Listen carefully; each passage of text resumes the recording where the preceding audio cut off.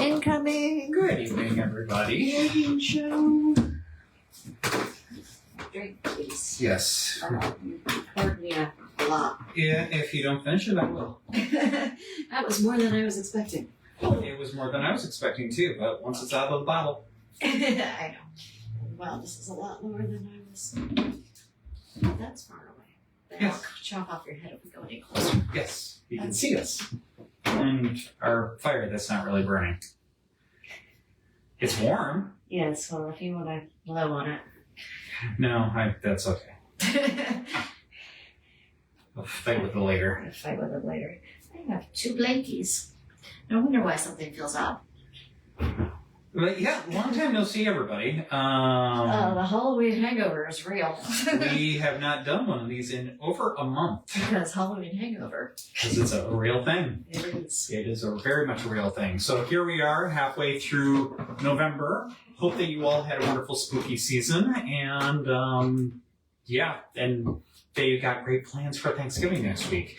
I don't know where the time goes anymore. But yeah, if you're able to come on out and join us during the spooky season, fantastic. If you were not able to come out and join us during the spooky season, that's okay because we do this all year round. Yes, we are not going anywhere. Yeah, so we had actually just finished up another decent weekend of tours. Mm-hmm. Of course, it has slowed down compared to October, but we are still keeping it trucking along.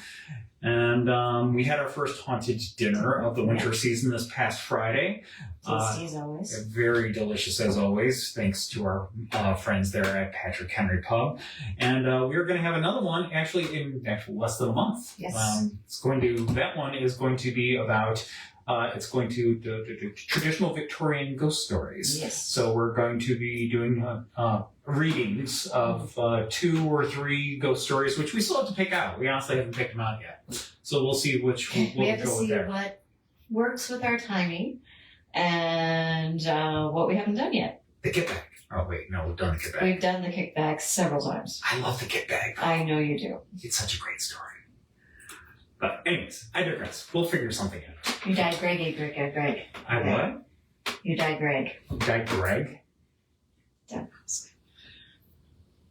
I missed something. He's a teacher in New Orleans who does videos. Oh, him. Okay. And when he digresses, he digresses because his name is Mr. Greg. Gotcha. We got Patrick here. Hi, Patrick.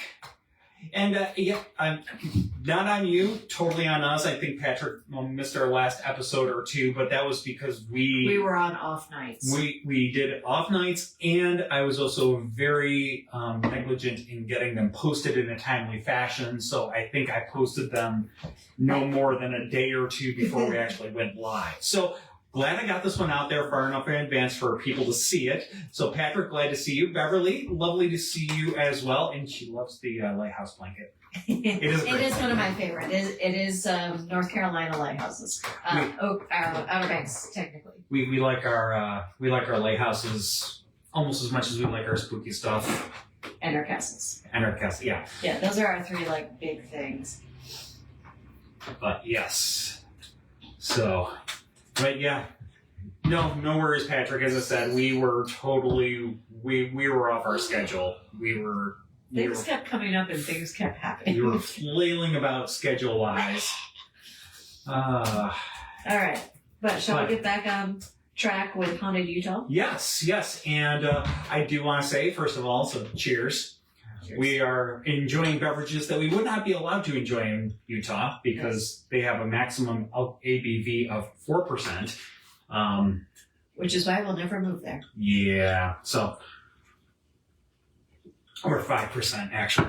Either way, it's not that high. Most of our loggers here are 5%ers, or approaching that. But Chris and I do enjoy our dark beers and our liquors.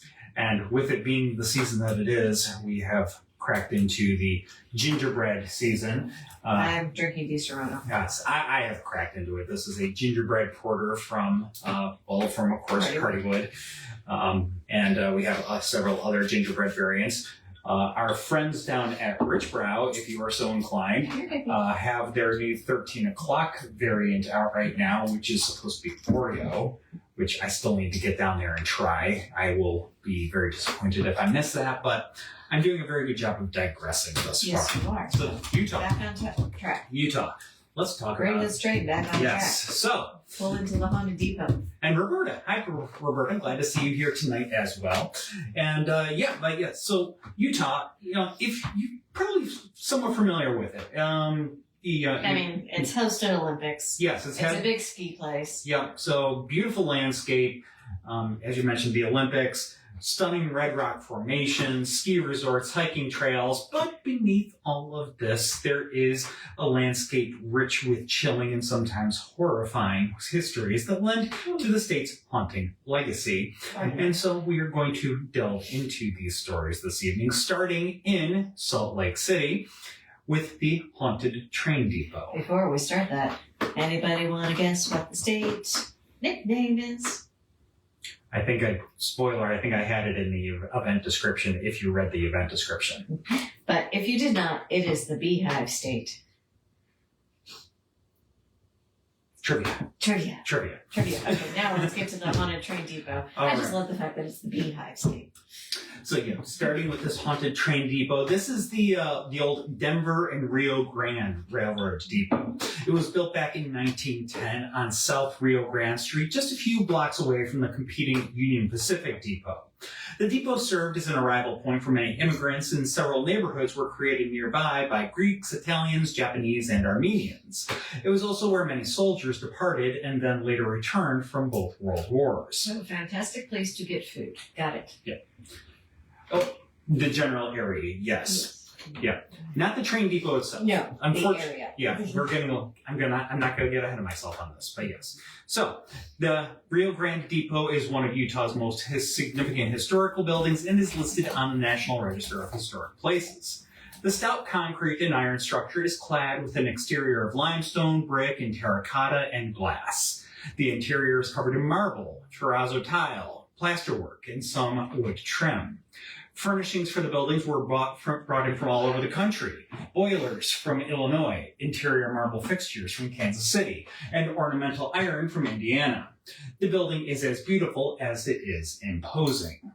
As wonderful as the building is, it couldn't stand against a changing travel culture. As more people began to use planes or cars, the depot became less important. As the building gradually emptied, the state of Utah bought the building in 1977 for just $1 to create a new home for the Utah Division of State History and the Utah State Historical Society. Rail service continued until 2000 when the tracks were pulled up and service moved to a new intermodal hub.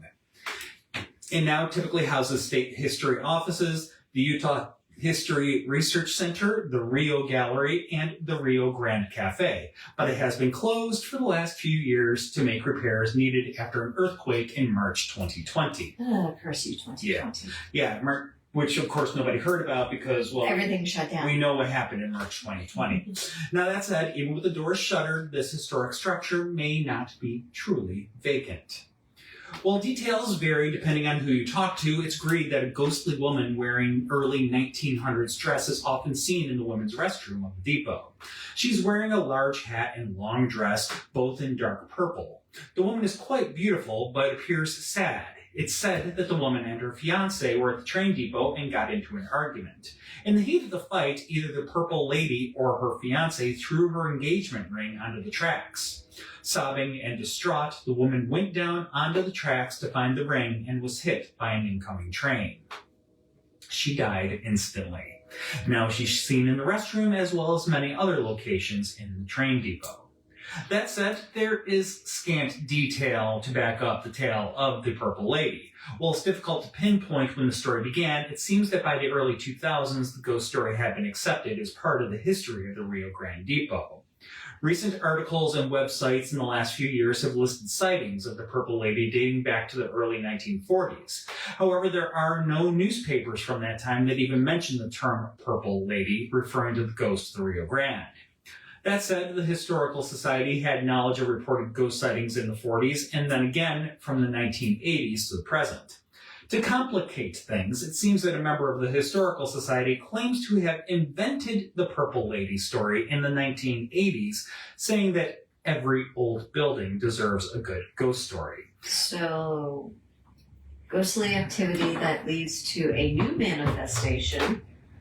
Yep. Or there was something going on, and it wasn't enough for this particular individual, and they decided to embellish. flesh out the story of the Purple Lady to create the story that people know so well today. Ponderings. In any case, I'm very surprised and rather disappointed that somebody from a historical society would feel the need to do this. Anyways, regardless, spooky stuff has been going on around the terminal. We did talk about the one actual scientific the experiment that brought forth a manifestation. Yes. So I'm wondering if it's one of those things. Yeah. She brought out the story, and then people have talked about it so much it has manifested or warped what's already there. Yeah. Oh my! I am a train depot for cats tonight. You are. So again, whether this is invented or not, people have reported haunting experiences in the Rio Grande Depot building. You are not old enough to drink. While the Purple Lady might be little more than an urban legend, there are other entities lingering in the building. According to a security guard who once worked at the depot, there's an invisible entity who walks around on the mezzanine. Supposedly, the guard would hear footsteps on the mezzanine at around the same time every night. Each time, he would race up the stairs to face the intruder, only to find that there was no one there. One night, he decided to hide on the mezzanine and wait to see who was playing pranks on him. He heard the footsteps approach him, but he didn't see anyone. Then he felt someone brush up against him, and the footsteps faded away as if the person had walked away. Some just think that the nature of the old building could contribute to the feelings that it's haunted. There are old steam radiators that can hiss, and the building sometimes creaks with age. But that can only go so far in explaining some of the eerie experiences at the Rio Grande Railroad Depot. All right, so when we were when I started researching this, I had to include this one because I'm desperately trying not to sing a musical right now. It's Utah. Mormons were going to come up. But it's Brigham Young's Forest Farmhouse. Yes. In Salt Lake City. Yes. So, again, trying not to sing a certain musical. But we're moving to the east end of town where the Brigham Young Forest Farmhouse is said to be haunted by several ghosts, including that of Anne Eliza Webb, Lucy Ann Decker, John Young, and even Brigham Young himself. Brigham Young's farmhouse, originally built in 1863 on Ashton Avenue. It got really dark. It needed to. I'm now just illuminated by my screen. It's better than being as washed out as you look on my screen. Okay. It's in red shade. Anyway, the original house built in 1863 on Ashton Avenue, but it was moved to the Heritage Park on the east end of town in 1979. The house is hard to miss as it's a two-story home that stands apart from most everything else in the Heritage Park and is painted pink with a wraparound porch. It's the first thing that most people notice when they enter the park. I didn't look at a picture. It's not Pepto-Bismol pink, is it? It is very pink. Oh, God. Moving along. Brigham Young himself was reportedly seen at the farmhouse while it was at its original location. The Wilcox family who owned the home and restored it claims to have had several conversations with him. Brigham never lived in the home, though it was supposedly one of his favorite places to visit. He also has been sighted at the new location, often seen walking with a cane or standing and smiling at visitors and guides. John Young, one of Brigham's sons, may have also been seen at the farmhouse before it was moved. The previous owners restored the home through an open house to celebrate the completion of the project. A young man dressed in clothing from the late 1800s came up to the couple and spoke to them at length, expressing his delight with the renovation. The couple took a photo with the young man, but when it was developed, there was an empty space between them and where he had stood in that picture. Anne Eliza Webb was Brigham Young's 19th wife. She lived in the farmhouse for a while and acted as a hostess on several occasions. Anne Eliza did not like the life of polygamy. She eventually divorced Brigham and wrote a book, 19, The Story of a Life in Bondage. She's a frequent presence in the house and has been seen by visitors and tour guides in places throughout the home. The ghost of Lucy Ann Decker, Brigham's second wife, has also been seen in the house. She often is seen in the kitchen, tending to the stove or looking out the window. The delicious smell of food cooking usually accompanies the sightings of Lucy. Visitors and staff will often hear the noise of children running through the upstairs ballroom, which was commonly used for children's parties. One evening when the park was closed, a guide was locking up and heard children singing, laughter, and footsteps from the second floor. When he went to investigate, no one was there. As he returned to the main level, the noise started again. Along with physical apparitions, both visitors and tour guides report objects moving, doorknobs rattling, and footsteps in unoccupied rooms. It is often enough to fray the nerves of at least one of the park's guides. Pamela will not set foot back in the home, at least not alone. She says in October, in the evenings, it starts to get dark a little early, so if you went up there to close the blinds by yourself, you had this feeling somebody else is in the room with you. She's a guide at the farmhouse. She was a guide at the farmhouse for 2 years, but eventually moved to another job within the park. She is much happier now. Pamela says it's commonplace for park guides and guests to have ghost stories. A student on a field trip says he once saw a pioneer woman dressed in pioneer clothing late at night at the park, and when he turned back around, she was gone. The area is locked up at night, so there's no way someone could have gotten in. Some think this might be an angry Mary Fielding Smith, the widow of the martyred Mormon leader Hiram Smith, who is seen standing outside her home on a hill in the park, wagging her finger, annoyed that her house was put there, facing the wrong way. Do we have questions? Catching up on some comments. Questions.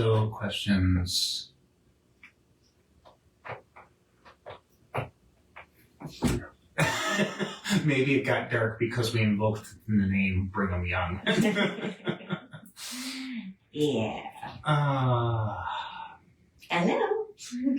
But, yep, no questions. No questions. But yes, I need to get caught up where I was. We're at Fort Douglas now. Yes. You want to come up, buddy? You want to go? I don't think he knows what he wants. Come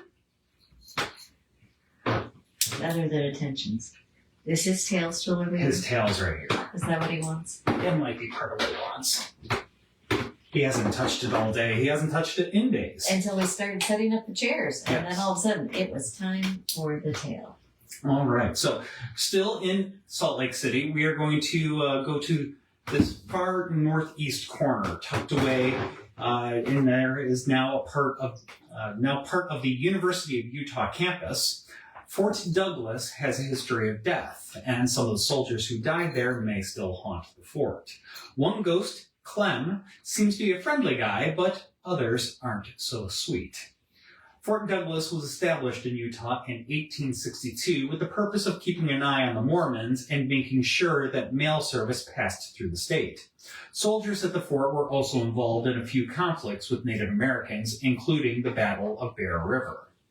Museum historian Charles Hibbard notes that there were several cases of desertion and suicide at the fort, along with a few murders. One man shot himself on February 18, 1896. Another hung himself October 20th, 1901. And Lucius O'Brien was murdered on January 29th, 1869, when Corporal William Foster shot him during a scuffle. Another of the murdered soldiers was a man named John Jackson, who was a first sergeant at the fort. He was shot and killed on August 11th, 1899. He had ordered Private William Carter to groom his horse. Carter, who was known for his violent temper, shot him instead. Rude. That's pretty drastic. John Jackson's ghost is said to haunt the fort's museum, which once served as a barracks. He was given the nickname Clem by a group of Boy Scouts who saw him appear years ago. Clem is said to wander the museum, grounds, and cemetery at the fort. He's described as a short, stocky man with a dark beard wearing a post-Civil War uniform. Clem likes to appear and reappear, and many have claimed to see him, including a former museum curator, Jess McCall. One evening, Mr. McCall was reading alone in the museum, reading a book. He felt as though someone was watching him, and when he looked up, Clem was standing there. He stared at Nicole, then moved into a nearby hallway and disappeared. Other museum employees have claimed to see him as well. Some have heard noises believed to be Clem wandering about. Other ghosts wander the grounds of the Fort Douglas as well. Visitors report feeling breath on the back of their necks. Employees hear noises in empty rooms and hallways, and objects are often moved. Several ghosts have been spotted in the fort cemetery as well. The cemetery is the final resting place of soldiers killed in the Battle of Bear River, some of whom are now said to haunt it. If you want to check out the curated collection at the Fort Douglas Military Museum and perhaps have an encounter with Clem and his brothers-in-arms, you can visit for yourself. As of this airing, they are open Tuesday through Saturday. Admission is free, but we do, of course, encourage you to give a donation. Oops. All right, still staying in Salt Lake City. This one is a little more of a disturbing mystery than a chilling ghost story. Yeah, it's not a ghost story. It's definitely rather mysterious and WTF kind of moment. Yeah. Oh, so sorry. It's been a long day for me. The Salt Lake City Cemetery sits high up in the avenues overlooking the city. The oldest grave was dug there in September of 1847, just a few months after the Mormon pioneers arrived in the valley. The cemetery became official in 1851, and the Salt Lake City Cemetery is full of interesting headstones and graves. Local residents enjoy walking through the cemetery, and people come from all over to view the various headstones. Many famous Utahnians are buried here, including past governors, senators, and business owners. However, one grave that is frequently visited is that of a woman who wasn't particularly well known before her death, Lily E. Gray. Utah state records show that Mrs. Gray died of natural causes on November 14 of 1958. But Lily's husband, Elmer, ordered her headstone from Salt Lake Monument and requested the phrase, "Victim of the Beast 666, to be inscribed under the dates. Why? Did Lily really die due to some run-in with the supernatural? Was she involved with a satanic cult? Rumors and speculations were abound. Lily was Elmer's second wife. They married in 1950, and she died at age 77. There's no indication from any official records that there was anything amiss about her death. Elmer was an eccentric guy who had several run-ins with the law during his lifetime. He also had many conspiracy theories. He felt like the government was out to get him, and that may have blamed the government for his previous wife's death. An illegal document he completed for the Utah Board of Pardons in 1947, Elmer states that his parents died of grief when kidnappers murdered my wife. On the same document, he states that 5 Democrats kidnapped me. You can view the document, by the way, on the Utah State Archive site. Now, when you look at his Board of Pardons application, you could conclude that Elmer Gray was either delusional or had a really strange sense of humor. We'll probably never know what Elmer meant when he placed that inscription on Lily's grave. He may have been insane, or he may have felt that there was some sort of conspiracy that killed his wife. So far, people who have researched the strange grave have failed to find any verifiable connection to Satanism or the occult. I think that Elmer just Had a screw to loose. yeah, a few cards short of the full deck. Yeah. He could have written some interesting thing. It sounds like he lived fan fiction. Yeah. His life was fan fiction. Listen, he could have written some really interesting. It's an autobiography. All right. Maybe that's what he's doing to me after. Maybe. Just saying. So our next stop, we are going to slide away from Salt Lake City. We are going to go to turn our attention to one of Utah's many ghost towns, Latuda in Carbon County, as a matter of fact. Now, Latuda was founded in 1914, so really not that long ago. It was a 19th century, Just over a century. 20th century creation, excuse me, and was founded by, you may have guessed it, Frank Latuda, named the town after himself. As a lot of people. As you do. Now, he was the owner of Liberty Fuel Company. He opened a mine and equipped it with some of the latest technology available. By 1918, 20 homes existed in the town, and by 1923, the town had several hundred residents. But on February 16, 1927, disaster struck. 2 large avalanches ripped down the mountain, wiping out a row of homes and killing several people. After the tragedy, the miners rebuilt their homes, and the town continued to thrive until the mid-1950s. After that, production at the coal mine began to decrease, along with the town's population. By 1966, the mining operation shut down, and the town was deserted soon after, except for one lone resident, the White Lady of Latuda, who is said to still wander the hillside. Before the mysterious White Lady and the many other coal miners who lived in this canyon, the area was long occupied by the Fremont Indians, who left behind numerous rock art and panels. Other larger occupants, namely dinosaurs, also left their marks in abundant large footprints, which have been found in many of the area coal mines.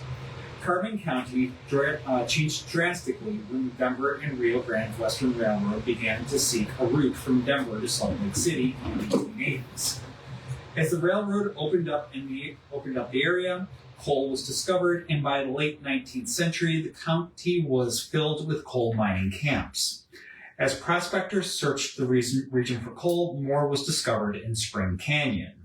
Over the next several decades, numerous mines and settlements sprouted up in the canyon, including Standardville, Rains, Peerless, Mutual, and, of course, Latuda. Throughout the decades, the Spring Canyon District was called home to over 2,000 miners, businessmen, and their families, as the mines extracted almost 43 million tons of coal through the 1960s. Though the mines brought people and prosperity to the region, they also brought tragedy and violence with mining explosions and strikes. When Spring Canyon's heydays came to an end, it left behind only memories. Scattered mining remnants, fading ghost towns, and legends. The most famous of that is the White Lady of Latuda. Persisting for years, the legend has numerous variations that have been told of who this mysterious woman might have been. Though her identity may always be in question, it is interesting to note that women in mining equaled bad luck to virtually every miner in any mining camp a century ago. The superstition, having its roots in Europe, was powerful among immigrants, making up the vast majority of miners at the time. These miners believed that disaster and tragedy would follow if a woman visited a mine. Miners would become highly agitated if a female even got near a mine shaft. Given the superstitious nature of the coal miners, it is not surprising that the legend of the White Lady has been told for so many years. One version of her history says that her husband was killed in the mine and his body was never found. Another says that her husband and a son were killed in a mine accident, leaving her alone with an infant daughter. The tale continues that her baby was later kidnapped, thrown into a wash, and drowned. Afterward, the woman lost her mind and soon died. Yet another version alleges that she lived in Peerless, another mining camp situated about 3 miles west of Helper that thrived from 1917 to 1930. This account says that after her husband died from blood poisoning and as his death was not mining related, she and her infant child received no compensation and were destitute. Instead of allowing her baby to starve, she drowned it, lost her mind, and was institutionalized in a mental facility. Later, she escaped, returning to Peerless, where she later died. Another report says that she was killed in a rock slide in Latuda, while a different story says that her child was killed in an avalanche, and she later committed suicide. A final tale says that after her husband was killed in a mine accident, the company refused to compensate her. After a confrontation with mine officials, she was so angry and driving so fast that she drove off the narrow road and was killed. Though the truth of her life will probably never be known, for whatever reason, she continues to make her presence known in the canyon. Some say she seeks revenge against the mining company or against those who kidnapped her infant daughter. Dressed all in white, others say that she searches for her lost child, specifically in the canyon wash. Interestingly, this sounds very much familiar, very much like another popular legend, that of La Llorona, who has been seen haunting rivers and streams, also looking for her lost child throughout the Southwest for centuries. If you have been listening to our show for a few years, you may have caught us discussing La Llorona on our Eerie Paddles episode on February 13th, 2021. September? What did I say, February? You did. Wow. Where did I get that? I don't know, but No. September 13th. September 13th, 2021, Eerie Paddles. Still one of my favorite episodes that we ever did. That was a fun one. Yeah. But we discussed La Llorona on that one. Very, very much a lot of parallels there. Yeah. I have no idea where it came from. Wow. In any case, numerous sightings of the spectral lady in white have been reported throughout the years. Some of the earliest accounts say that she was known to float around the entrance to the mines, luring miners into their vast depths, ensuring inevitable disaster. Other tales are not so sinister, saying that instead of enticing them into the mines, she would appear to warn them to leave to avoid some kind of accident.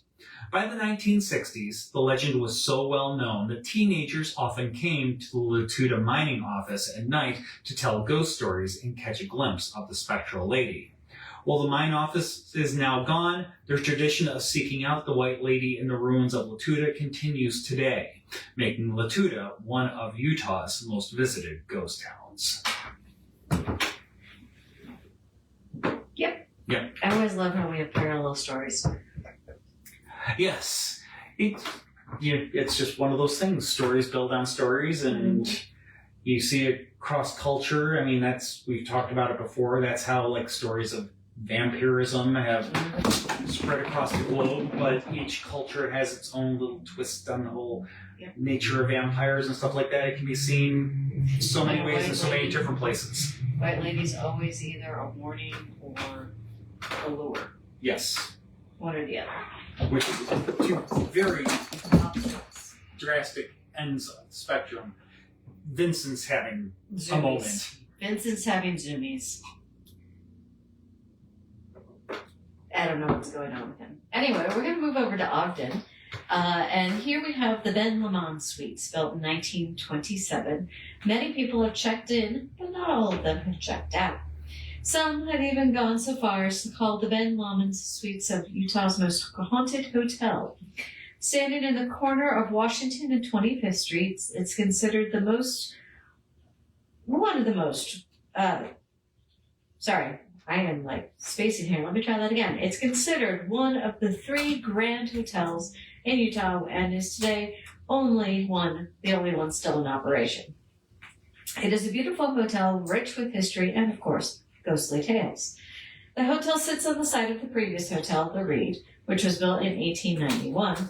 Only 3 days after the hotel opened, the first death occurred there. Mr. William Steele, the brother-in-law of one of the owners, was found dead in his bed due to tuberculosis. Mr. Steele's presence may still be one of many that are felt at the suites today.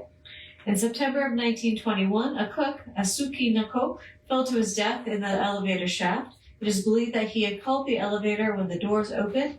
He stepped in without looking. Unfortunately, the elevator car had not arrived, and he fell down 3 floors. The Reed was demolished in 1926, but the elevator at the Ben Lomond has long been considered haunted. It frequently operates on its own, moving from floor to floor without any human intervention.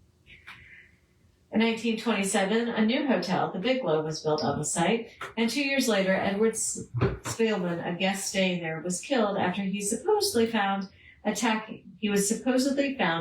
another guest's wife. Mariner Eccles purchased the hotel in 1933 and changed its name to Ben Lomond. In 1939, 2 men arrived at the hotel and asked to be taken to the top floor. They walked down the south hallway, opened the window, and leapt to their deaths. 2 other deaths have occurred on the 11th floor, although they're not substantiated. It is said that one woman drowned in the bathtub of room 1102 on her honeymoon night. Guests have reported the bath faucet turning on and off by itself, a feeling of heavy presence in the room. Soon after the woman's death, her adult son came to the hotel to collect his mother's things. He stayed in the adjoining room, 1101, and it's rumored that he was so distraught about her death that he committed suicide in there. Visitors report hearing voices, feeling cold spots, and some report seeing the ghost of the son. While most of the reported encounters of the hotel's spirits occur on the 11th floor, guests report seeing apparitions, hearing voices, and cold spots throughout the hotel as well. This makes one of the most popular hotels in Utah for people who are, of course, in search of such an eerie experience. Now Lulu's having zoomies. They have been in moods. I was going to say they've been like lazing around like mushrooms most of the day if they haven't been begging for food. Or fighting with each other. Yeah, and now we're having zoomies. Now we're all playful, being cute for the camera. Because we're adorable. And not many demons like Mom and Dad say we are. All right. Excuse me. All right, time for a haunted highway. We haven't had a haunted highway in a while. No. This one is the Big Cottonwood Canyon Road. It is one of the main thoroughfares leaving Salt Lake City into the mountains east of town. It starts at the mouth of the canyon of the same name and winds its way about 15 miles into one of the best spots in the state for recreation, with hiking, cycling, rock climbing, skiing, and snowshoeing. Big Cottonwood Canyon Road is an absolutely breathtaking road to drive during the autumn months. During this time of year, the leaves are beautiful and the steep walls of the canyon are stunning. But as the sun starts to set, this canyon road gets a little creepy, as drivers report seeing several strange ghouls in this canyon. As beautiful as the area is, during spring runoff, Big Cottonwood Creek runs fast, wild, and deadly. Many people have been lost to floodwaters here over the years. People have encountered a young woman dripping wet and distressed along the side of the road. When they pull over to assist her, they find themselves alone on the side of the road. Also, an unfortunate truth about recreation seeking in this area is that rock climbing is not the safest of hobbies, and several people have unfortunately plunged to their deaths from these steep, sheer rock walls to the canyon floor below. If you are out hiking or rock climbing yourself, you might run into a lone male hitchhiker near the mouth of the canyon. As you pull up to let him in, he vanishes. Some people report hearing the clinking sound of the carabiners on his belt as he walks away, though they can no longer see him. Other spirits are said to roam this canyon. Another male hitchhiker walks along the road with a dog. He and his dog may climb into your car, but when you look into your rearview mirror as you approach the bottom of the canyon, they're both gone. While Big Cottonwood Canyon is one of Utah's most beautiful places, you might want to think twice about lingering here after dark. So, our next tale starts with a reviled man. He took advantage of his position, he betrayed the trust of his community, and this was the Salt Lake City Cemetery's gravedigger, Jean Baptiste. He dug many graves, witnessed many funerals in the mid-1800s. He was a busy man. Early Mormon settlers in the Salt Lake Valley had a rough existence. They suffered the deaths of many family members from illness, accidents, and childbirth. On January 17th of 1862, a man named Monterey Clausen was killed in a standoff with the law enforcement. At first, none of his family or friends stepped forward to claim the body. Henry Heath, a Salt Lake City police officer, paid for Mr. Clausen's burial with his own money. A week later, family stepped forward to claim the body, and it was exhumed to be moved to the family cemetery. They were shocked to find that the body was naked. The burial clothing had been stolen. Heath and the cemetery sexton, J.C. Little, began investigating and eventually searched Baptiste's home. There they found boxes containing stolen burial clothing and other items, including approximately 60 pairs of children's shoes, a dozen pairs of men's shoes, funeral shrouds, and more. When confronted with the evidence, Baptiste initially denied the accusations, but later confessed. It became apparent that Baptiste had been robbing the dead of Salt Lake City Cemetery for at least 3.5 years. Jean-Baptiste was arrested, and word quickly got out about his crimes. The family members of the deceased were understandably furious. Grave robbing was not a capital offense, although lynch mobs threatened the jail where he was held. Inside the jail, the inmates were so horrified and angry, it was quickly evident that the prisoner would not be safe inside the jail. It was decided that Jean Baptiste must carry out the rest of his life as an exile on Antelope Island, and he was moved there under the cover of darkness. A few days later, he was moved to Fremont Island because it was determined that Baptiste could potentially wade to shore from Antelope Island due to the low levels of the Great Salt Lake. The Miller family used Fremont Island to graze their cattle and would go out to the island every few weeks to check on the herd. They kept a small shack on the island with some basic provisions should they need to shelter and food during their excursions. A couple of weeks after Baptiste had been exiled to the island, the Millers reported seeing Baptiste and noted that he had helped himself to most of their provisions in the shack. A few weeks later, on a subsequent visit, the Millers found that one of their heifers had been killed and its hide cut into strips. The wooden shack had also been partly dismantled. Baptiste was nowhere to be found, and it became apparent that Baptiste had fashioned himself a crude raft and disappeared. Jean-Baptiste was nowhere to be found and would never be seen again, at least not on this side of the mortal coil. Most believe that Baptiste had drowned during his escape attempt. In the 1890s, the human remains were found on the shores of the Great Salt Lake, confirmed the drowning theory for many, though they were far from Fremont Island and did not match Baptiste's description.